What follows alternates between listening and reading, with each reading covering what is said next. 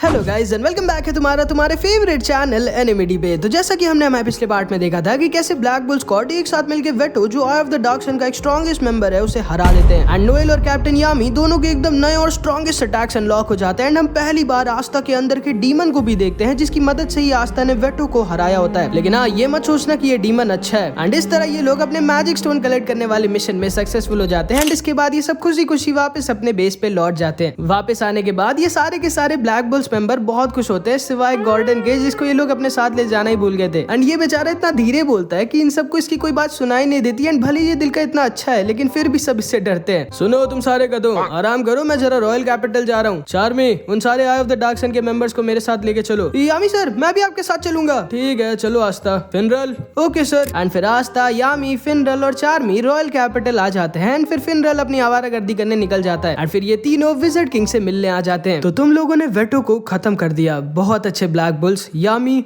तुम्हारी स्क्वाड सच में कमाल है और तुम्हारी बाइंडिंग मैजिक भी बहुत कमाल है। छोटी बच्ची, आप कौन हो? यामी, ये बच्ची बहुत छोटी नहीं है मैजिक नाइट बनने के लिए, ये 20 साल की है। खैर, ये लो तुम्हारा magic stone Julius. Oh thank you Yami, बहुत अच्छे ब्लैक बुल्स, आप लोगों ने बहुत अच्छा काम किया है, खास करके तुमने यामी, तुम सच में बहुत स्ट्रांग हो गए हो। जब मैंने तुम्हें कैप्टन बनाया था तो लोगों ने मुझे बहुत मना किया और मुझसे कहा कि मैं गलत डिसीजन ले रहा हूँ, कि मैं एक आउटसाइडर को एक कैप्टन बना रहा हूँ, लेकिन मुझे पता था कि तुम एक बहुत अच्छे कैप्टन बनोगे। ओए जूलियस, अब मेरी इतनी तारीफ मत करो, करना है तो मेरे स्क्वाड की करो, ज्यादातर काम इन्हीं लोगों ने किया था वहाँ। आस्था, तुम सच में कमाल हो, तुम हर दिन और ज्यादा करीब आ रहे हो विज़र्ड किंग बनने के, जिसको सुन के आस्था बहुत खुश हो जाता है। विज़र्ड किंग सर, मैं जानता हूँ आप बहुत बिजी हो, लेकिन क्या मैं आपसे एक चीज मांग सकता हूँ? हाँ हाँ क्यों नहीं आस्था, क्या चाहिए तुम्हें? मुझे चाहिए आपका एक ऑटोग्राफ। इधर आओ, मैं तुम्हारे मुंह पे तुम्हें ऑटोग्राफ देता हूँ। अरे लेकिन तभी मार्क्स अपने मैजिक से इन लोगों से कांटेक्ट करता है। सर, किटन टाउन के ऊपर डायमंड किंगडम ने अटैक कर दिया है। अरे नहीं, उन्हें कहीं से पता चल गया होगा कि हमने हमारे सारे सोल्जर्स को रॉयल कैपिटल बुला लिया था। एंड इधर हम देखते हैं मॉन, ट्यूज और वेंट्स अपने डायमंड किंगडम के सोल्जर्स के साथ किटन टाउन पर अटैक कर देते हैं एंड ये तीनों के तीनों बहुत स्ट्रांग होते हैं एंड ये तीनों डायमंड किंगडम के कैप्टन्स होते हैं। मॉन अपने लाइटनिंग मैजिक से क्लोवर किंगडम के बैरियर को एक बार में तोड़ देता है एंड ये सारे के सारे लोग ढेर सारे डायमंड किंगडम के सोल्जर्स के साथ किटन टाउन पर अटैक कर देते हैं। जल्दी आओ मैजिक नाइट्स, मैं लड़ने के लिए मर रहा हूँ। मार्क्स, वहाँ पर कोई और स्क्वाड है क्या? जी हाँ विज़र्ड किंग सर, किस्मत से हमारी बेस्ट स्क्वाड गोल्डन डॉन वहाँ पर है, तब ज्यादा चिंता की बात नहीं है, लेकिन हमें कुछ तो रीइंफोर्समेंट भेजने ही होंगे। मैं रॉयल कैपिटल छोड़ के जा नहीं सकता। मैं जाऊंगा जूलियस। लेकिन यामी, तुम तो अभी अभी एक मिशन से आए हो और तुम काफी थके होगे। नहीं जूलियस, मैं बिल्कुल भी नहीं थका हूँ और मेरा जाना जरूरी है क्योंकि मुझे विलियम से कुछ जरूरी बात भी करनी है। एंड इधर हम देखते हैं वेंट्स के आगे हमारा यूनो आ गया होता है। हट जाओ मेरे सामने से अगर मरना नहीं चाहते। वो तो हम अभी देख लेते हैं। Wind magic, wind driller and you know अपने सिर्फ एक अटैक से वेड्स और उसके सोल्जर्स को रोक देता है। ये लड़का तो बहुत स्ट्रांग है, अब मजा आएगा। यूनो भी वैसे काफी स्ट्रांग हो गया है एंड आस्था भी यूनो की पावर को देखकर बहुत खुश हो जाता है। ठीक है मैं चलता हूँ जूलियस। यामी सर, मैं भी चलूंगा। नहीं, तुम बहुत ज्यादा इंजर्ड हो, तुम्हारा ध्यान कौन रखेगा वहाँ? मैं यामी सर, आस्था की सीनियर चार्मी, मैं आस्था का खुद से भी ज्यादा ध्यान दूंगी। ओके ठीक है, फिर चलो तुम दोनों भी। तुम लोग जानते होगे भाई, चार्मी वहाँ सिर्फ और सिर्फ यूनो से मिलने जा रही होती है। यूनो, तुम मेरी मैजिकल पावर्स क्यों नहीं यूज करते? कुछ तो बोलो। कुछ तो। मेरे साथ मजाक मत करो और कभी तो थोड़ा सा स्माइल कर दिया करो। एंड इधर हम देखते हैं गोल्डन डॉन की स्क्वाड और इन सारे डायमंड किंगडम के सोल्जर्स के बीच बहुत भयानक लड़ाई हो रही होती है एंड विलियम्स और गोल्डन डॉन का वाइस कैप्टन लैंग्रेस यहाँ ऊपर एक साथ खड़े होते हैं। शायद अब हमें भी चलना चाहिए लैंग्रेस, जैसा आप कहिए सर। एंड ये दोनों भी बैटल फील्ड में उतर जाते हैं एंड इधर हम फिनरल को देखते हैं जो अपनी आदत से बाज नहीं आने वाला था, लेकिन तभी ये दोनों लड़कियां यामी सर को देख के वहाँ से भाग जाती है। ये क्या यामी सर, आपने डरा के भगा दिया उन दोनों बेचारी को। चुप रहो और चुपचाप हमारे साथ किटन टाउन चलो। हाँ लेकिन क्यों? जैसा कहा है वैसा करो। एंड इधर हम देखते हैं यूनो और वेड्स की लड़ाई हो रही होती है, लेकिन तभी वहाँ पर मॉन आ जाता है। क्या यार वेड्स, तुम्हें शर्म नहीं आ रही? एक बच्चे को नहीं हरा पा रहे तुम? किसने कहा मैं इसको नहीं हरा पा रहा? मॉन, और मेरे और इस बच्चे के बीच में मत आओ। माफ करना बच्चे, लेकिन हमारे पास ज्यादा टाइम नहीं है। आओ देखते हैं तुम मेरे अटैक से अपने साथ अपने लोगों को बचा पाते हो कि नहीं। एंड मॉन यूनो के ऊपर एक बहुत ही स्ट्रॉन्ग लाइटनिंग अटैक यूज कर देता है। शिल्फी, चिंता मत करो मेरे डार्लिंग। एंड शिल्फी की मदद से यूनो आसानी से मॉन के एरोस को रोक देता है एंड उल्टा उसके कुछ सोल्जर्स को इंजर्ड कर देता है। ये क्या, इसने मेरे अटैक को रोकने के साथ साथ मेरी शील्ड तोड़ के मेरे सोल्जर्स को भी इंजर्ड कर दिया। अब मैं तुमसे सवाल पूछता हूँ, क्या तुम अपने साथ अपने लोगों को मुझसे बचा पाओगे? कौन है ये लड़का? एंड इधर हम स्मोकर को देखते हैं, ये भी शायद तुम लोगों को याद होगा। तो वो है इन सब का लीडर, लेकिन ये कर क्या रहा है? इसने पूरे शहर में अपनी रूट्स क्यों फैला दी हैं? एंड इधर हम देखते हैं विलियम्स ने पूरे किटन टाउन को अपने मैजिकल रूट से घेर लिया होता है एंड इधर ये सारे के सारे गोल्डन डॉन के मैजिक नाइट्स इन सारे सारे डायमंड किंगडम वालों को हरा रहे होते हैं सिवाय ट्यूज के, जिसके पास स्लाइम मैजिक होता है एंड ये बहुत स्ट्रॉन्ग होता है। लेकिन तभी ट्यूज के आगे गोल्डन डॉन का वाइस कैप्टन लैंग्रेस आ जाता है एंड ये भी बहुत स्ट्रॉन्ग होता है एंड ये अपने एक अटैक से डायमंड किंगडम के इस कैप्टन ट्यूज को हरा देता है। एंड इसके पास भी फिनरल की तरह टेलीपोर्ट मैजिक होता है, लेकिन ये खुद टेलीपोर्ट नहीं हो सकता, ये चीजों को टेलीपोर्ट कर सकता है। एंड इसने अपने मैजिक से ट्यूज की आधी बॉडी के साथ साथ पीछे के कुछ घरों को टेलीपोर्ट कर दिया होता है एंड ट्यूज बहुत ज्यादा इंजर्ड हो जाता है। एंड इधर हम स्मोकर को देखते हैं जो विलियम्स की मैजिक को समझ जाता है। अरे नहीं, ये अपनी रूट से पूरे टाउन के सारे लोगों की मैजिक को अब्सॉर्ब कर रहा है। ये जरूरी कोई बहुत ही स्ट्रॉन्ग अटैक यूज करने वाला है। एंड स्मोकर को बिल्कुल सही लगा होता है, टाइम आ चुका है। एंड विलियम्स फिर अपना मैजिक यूज करता है, divine tree magic, God's tree. And Williams अपने मैजिक से किटन टाउन से भी बड़ा एक पेड़ उगा देता है जो कोई नॉर्मल पेड़ नहीं होता। ये पेड़ सारे के सारे डायमंड किंगडम के सोल्जर्स को एक एक कर पकड़ने लगता है। बाप रे, इतना स्ट्रॉन्ग मैजिक। अरे नहीं, मुझे जाना होगा। एंड वेड्स विलियम की तरफ जाने लगता है, तुम कहीं नहीं जा रहे हो बच्चे, आज मैं तुम्हें मार के ही रहूंगा। एंड इधर हम देखते हैं ये तीनों भी किटन टाउन आ जाते हैं। अरे बाप रे, इतने बड़े पेड़ उगते हैं क्या यहाँ पर? हाँ, वो फ्रूट्स इंसानों जैसे क्यों लग रहे हैं? पागलो, ये गोल्डन डॉन के कैप्टन विलियम का मैजिक है। क्या इतना तगड़ा मैजिक? तुम लोग अपना ध्यान रखना, ठीक है? मैं जरा ऊपर विलियम से मिल के आता हूँ। एंड यामी सर विलियम्स की तरफ चले जाते हैं एंड ये तीनों नीचे आके लोगों की मदद करने लगते हैं। तुम ठीक तो हो ना क्यूटी? हाँ, वैसे मैं फ्री हूँ, अगर तुम चाहो तो मेरे साथ एक डे। यार, सारी लड़कियां मुझे इग्नोर क्यों कर देती हैं? एंड तभी इन सबको अपने ऊपर यूनो और मॉन दिखते हैं जिनके बीच बहुत ही भयानक लड़ाई हो रही होती है। ओह, ये तो मेरा प्रिंस है। एंड इधर हम देखते हैं यूनो डायमंड किंगडम के कैप्टन के ऊपर भारी पड़ रहा होता है। नहीं, मैं हार नहीं सकता, मैं कैप्टन हूँ। नहीं, तुम मुझे नहीं हरा सकते, तुम्हारा बदसूरत मैजिक मेरे खूबसूरत मैजिक को नहीं हरा सकता। शायद तुम्हें कोई गलत फहमी है, लड़ाई में खूबसूरत मैजिक नहीं जीतता, ताकतवर मैजिक जीतता है। एंड यूनो मॉन के सीने के अंदर अपना विंड स्पीयर घुसेड़ देता है एंड मॉन को अकेले हरा देता है। यूनो तो सच में बहुत स्ट्रॉन्ग हो गया है। एंड इधर हम देखते हैं विलियम्स अकेले अपने गॉड ट्री के ऊपर खड़ा होता है, लेकिन तभी वेड्स विलियम के पास अपने मैजिक से पहुंच जाता है। तुम्हें लगता है तुम अकेले हम सबको हरा सकते हो? माफ करिएगा कैप्टन वेड्स, लेकिन आप हार चुके हैं। नहीं, तब तक नहीं जब तक मैं जिंदा हूँ। एंड तभी वेड्स अपने रेड क्लिफ मैजिक से विलियम्स को पकड़ लेता है। क्या हुआ, अब कैसे बचोगे तुम? लेकिन तभी विलियम्स अपने मैजिक से वेड्स को एक पेड़ बना देता है एंड वेड्स वहीं पर मारा जाता है। एंड तभी अचानक से पीछे से स्मोकर विलियम्स के ऊपर अटैक कर देता है, लेकिन तभी विलियम्स को कैप्टन यामी बचा लेते हैं। Hello Williams. अरे नहीं, ये तो वही लड़का है। ओ बुढ़ाऊ, अभी तुम्हें और लड़ना है, यहाँ से भाग रहे हो? हाँ, तुम मुझे भूल गए क्या? ये देखो। एंड स्मोकर यामी को वो स्कार दिखाता है जो यामी सर ने स्मोकर को बहुत सालों पहले दिया था। मुझे तुम्हारा सीना देखने का कोई शौक नहीं, जल्दी बताओ लड़ना है या नहीं? नहीं, मैं इतना पागल नहीं हूँ कि मैं तुमसे अकेले लड़ूं। एंड तभी स्मोकर अपने कुछ और साथियों के साथ वापस डायमंड किंगडम भाग जाता है। एंड अब सिर्फ कैप्टन यामी और कैप्टन विलियम्स यहाँ पर ऊपर खड़े होते हैं। एंड तभी कैप्टन यामी विलियम से बोलते हैं, विलियम्स, मुझे तुमसे कुछ बात करनी है। हाँ, क्या हुआ यामी? देखो विलियम्स, हम दोनों एक दूसरे को बहुत सालों से जानते हैं। हमने कई लड़ाइयाँ साथ में लड़ी हैं, कई बार मरते मरते बचे हैं और हमने एक दूसरे की जान कई बार बचाई है। इसलिए भले ही तुम मुझे अपना दोस्त मानो ना मानो, लेकिन मैं तुम्हें अपना दोस्त मानता हूँ। इसीलिए मैं तुम्हारे साथ जबरदस्ती नहीं करना चाहता। आखिर कहना क्या चाहते हो तुम यामी? मैं जानता हूँ तुम्हारे पास ट्री मैजिक है, लाइट मैजिक नहीं, लेकिन तुम्हारी आवाज, तुम्हारी बॉडी, यहाँ तक कि तुम्हारी की, सब कुछ आई ऑफ द डार्क सन के लीडर लाइट से मैच करती है। ओह, तो तुम्हें शक है कि मैं आई ऑफ द डार्क सन का लीडर लाइट हूँ? हाँ, मैं जानता हूँ तुमने आज तक अपना चेहरा किसी को नहीं दिखाया विलियम्स, लेकिन आज मैं चाहता हूँ कि तुम मुझे अपना चेहरा दिखाओ। एंड ये दोनों एक दूसरे को घूरने लगते हैं। एंड इधर हम यूनो को देखते हैं जो नीचे आस्था से मिलने आ जाता है। फिनरल को लगता है कि यूनो तो गोल्डन डॉन का है, तो वो यहाँ नीचे आस्था को चिढ़ाने आया होगा, लेकिन हम तो जानते हैं कि यूनो ऐसा नहीं होता। आस्था, मैंने सुना कि तुमने एक आई ऑफ द डार्क सन के स्ट्रॉन्गेस्ट मेंबर को हरा दिया। तुम तो सच में काफी स्ट्रॉन्ग हो गए हो। हाँ, वैसे तुम भी बहुत स्ट्रॉन्ग हो गए हो यूनो, लेकिन विज़र्ड किंग तो मैं ही बनूंगा। नहीं, वो तो मैं बनूंगा। एंड यूनो स्माइल करने लगता है एंड सिल्फी यूनो को पहली बार स्माइल करते हुए देखती है एंड चार्मी तो यूनो की स्माइल को देख के बेहोश हो जाती है। एंड तभी वहाँ पर क्लॉस और मिमोसा आ जाते हैं एंड आस्था को देख के मिमोसा बहुत शर्मा जाती है। आस्था, तुम्हें चोट कैसे लगी? तुम ठीक तो हो ना? क्लॉस सेंपाई आप आस्था को और ज्यादा इंजर्ड कर देंगे। लो, मैं तुम्हें हील कर देती हूँ आस्था। नहीं मिमोसा, तुम जाके सिविलियंस को हील करो, मैं ठीक हूँ। ठीक है, अभी हम लोग चलते हैं, फिर हमारा काम अभी खत्म नहीं हुआ, अपना ख्याल रखना आस्था। एंड फिर क्लॉस और मिमोसा वहाँ से चले जाते हैं। ये क्या, तुम तो थोड़े और लंबे हो गए हो यूनो। हाँ, और शायद तुम थोड़े छोटे हो गए हो। क्या बोला तुमने? एंड सिल्फी आस्था और यूनो को देखकर रोने लगती है। तुम मुझसे कभी स्माइल करके क्यों नहीं बात करते यूनो? एंड तभी चार्मी भी यूनो के पास आ जाती है।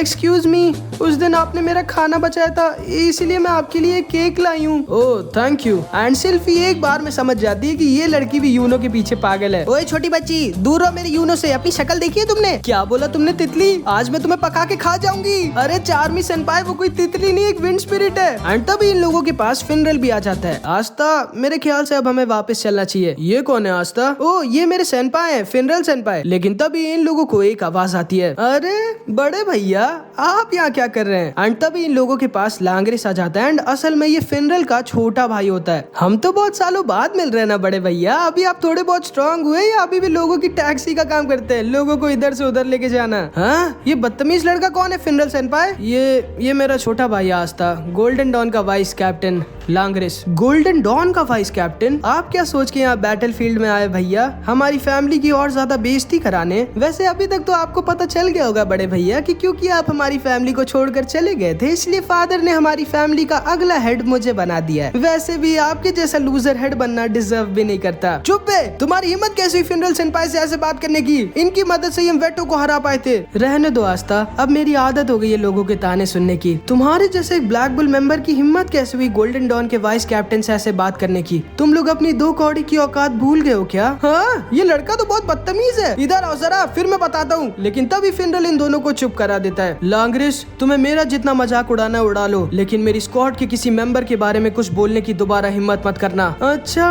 और अगर मैं करूंगा तो आप क्या कर लोगे? लेकिन तभी अचानक से लांग्रिस के ऊपर ट्यूस फिर से अटैक कर देता है। एंड ये अभी भी मरा नहीं होता। मैं तुम्हें छोड़ूंगा नहीं। तुम्हें लगा भी कैसे कि तुम मुझे इतनी आसानी से मार दोगे? एंड इस बार ट्यूस अपने साथ ढेर सारे सिविलियंस को भी लाया होता है अपने साथ, ताकि लांग्रिस उसके ऊपर दोबारा अपना अटैक ना यूज कर पाए। अब कैसे तुम मुझ पर अपना स्पेशल मैजिक यूज करोगे? हाँ, तुम्हें क्या लगता है इन थोड़े बहुत इंसानों के लिए मैं तुम्हें जिंदा छोड़ दूंगा? थोड़े बहुत लोग तो इतने बड़े अटैक में मरेंगे ही। एंड लांग्रिस ट्यूस के साथ साथ इन सारे सिविलियंस को भी मारने वाला होता है। रुक जाओ, तुम इन बेचारे सिविलियंस के ऊपर अपना अटैक यूज नहीं कर सकते? तुम भूल गए क्या तुम एक मैजिक नाइट हो? हाँ, तो फिर मैं क्या करूँ? चुपचाप मर जाऊँ? नहीं, उसकी जरूरत नहीं है, हम ब्लैक बुल्स वाले से संभाल लेंगे। चार्मी सेनपाई, फिनरल सेनपाई, ठीक है आस्था। एंड तभी चार्मी अपने मैजिक से आस्था को ट्यूस की तरफ उड़ा देती है। तुम ब्लैक बुल्स वाले मुझे नहीं हरा सकते। लेकिन इससे पहले आस्था को ट्यूस का अटैक लगता, फिनरल आस्था को ट्यूस के ऊपर टेलीपोर्ट कर देता है। एंड आस्था अपनी स्वॉर्ड से ट्यूस के स्लाइम मैजिक को खत्म कर देता है। ये कैसा मैजिक है? एंड वो दोबारा से आस्था के ऊपर अटैक करने वाला होता है, लेकिन फिनरल फिर से आस्था को बचा लेता है। एंड आस्था दोबारा से ट्यूस के ऊपर अपनी स्वॉर्ड से अटैक करता है एंड ट्यूस को एक अटैक में हरा देता है। एंड इस तरह ब्लैक बुल्स आसानी से ट्यूस को हरा देते हैं। बहुत अच्छे आस्था।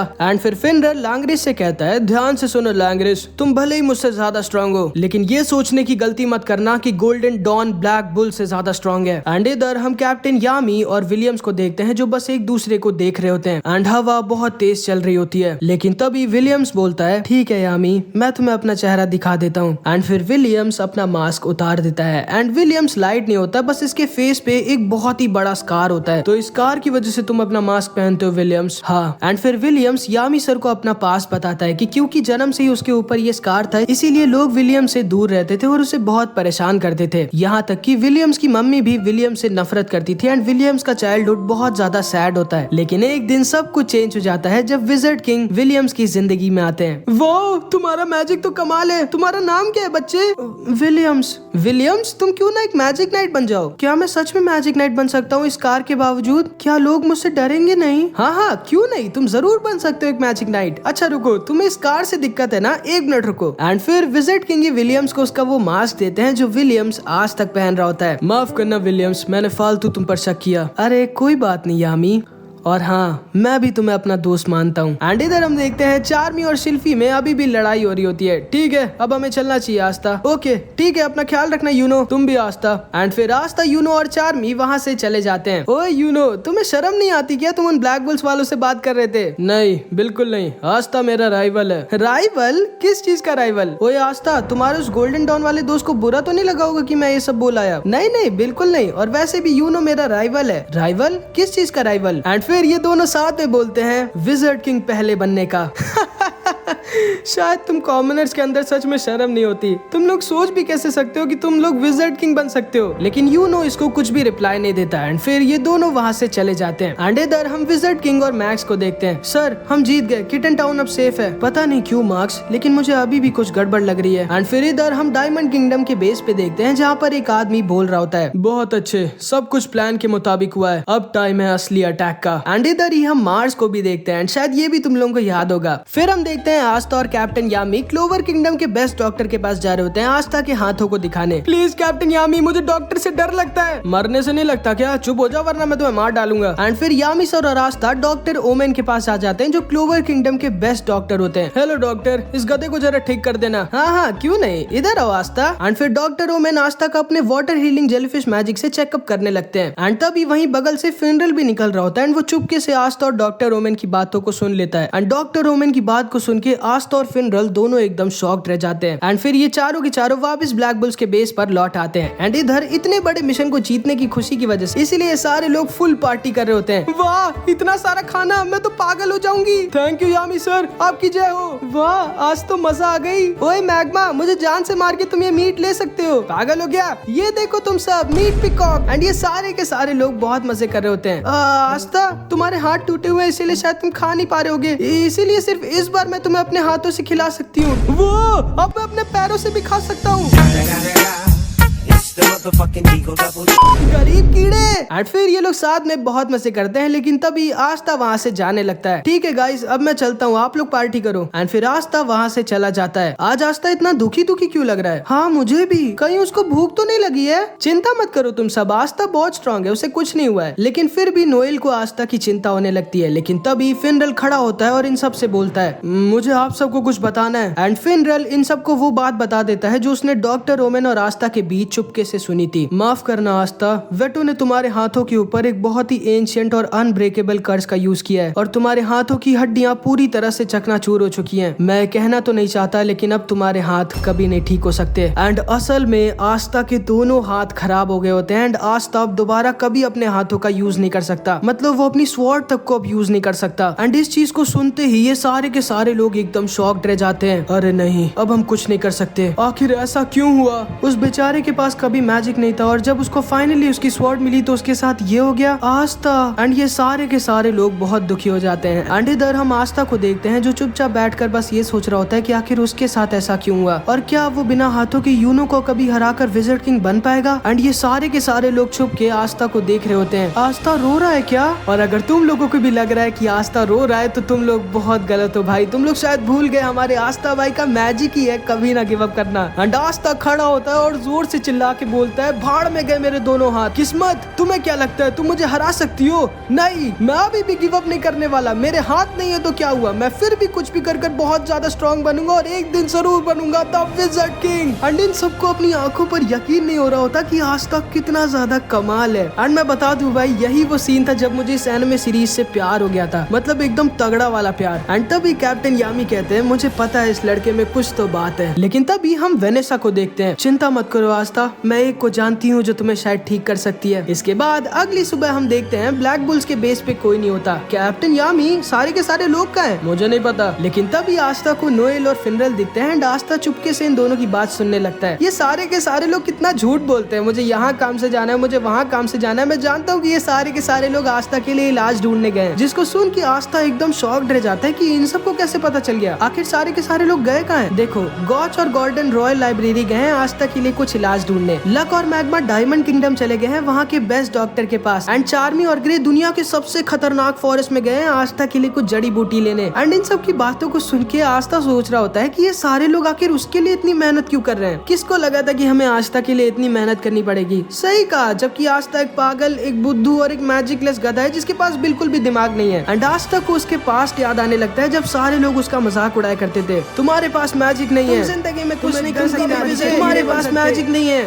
हाँ, भले ही आस्था के पास मैजिक नहीं है लेकिन वो कभी भी गिव अप नहीं करता। हाँ, भले ही आस्था के पास मैजिक नहीं है लेकिन वो हम सबसे ज्यादा मेहनत करता है। हम सबको कुछ भी करके आस्था को ठीक करना होगा क्योंकि आस्था बनेगा एक दिन द विज़र्ड किंग। जिसको सुन के आस्था से रहा नहीं जाता एंड वो वहाँ से चला जाता है एंड चुपचाप बेस के पीछे वाले गेट से बाहर निकल आता है एंड बोलता है, भले ही भगवान ने मुझे मैजिक नहीं दिया लेकिन भगवान ने मुझे बहुत अच्छे दोस्त दिए। एंड जिंदगी में पहली बार हम लोग हमारे आस्था भाई को रोते हुए देखते हैं। एंड यहाँ पर हमारी इस मास्टरपीस एनिमे का पार्ट 13 खत्म हो जाता है। एंड हाँ, फिर से प्लीज मुझे माफ कर दो भाई, मैं जानता हूँ वीडियो फिर से काफी लेट हो गई। असल में मैं इस समय एक दूसरी एनिमे पे काम कर रहा हूँ एंड जो वीडियो बहुत जल्दी आने वाली है, असल में इसके बाद ही वो वीडियो आने वाली है एंड वो वीडियो भी बहुत मस्त होने वाली है, तो उसके लिए तैयार है ना। और हाँ, ये रहे कुछ रिडीम कोड्स मेरे एनिमेडी फैमिली के लिए, तो जो भी पहले इसको यूज करेगा उसे मिलेगा। तो बस आज की इस वीडियो में इतना ही। इस वीडियो का टारगेट रखते हैं, इस बार मैं कुछ बड़ा टारगेट रखता हूँ ताकि तुम लोग एक दिन में पूरा ना कर पाओ। ठीक है, इस वीडियो का टारगेट है 5000 कमेंट्स एंड मैं बता दे रहा हूँ भाई, पार्ट 14 बहुत मस्त होने वाला है। तो ठीक है, मिलते हैं अगली वीडियो में, तब तक के लिए अपना ख्याल रखना,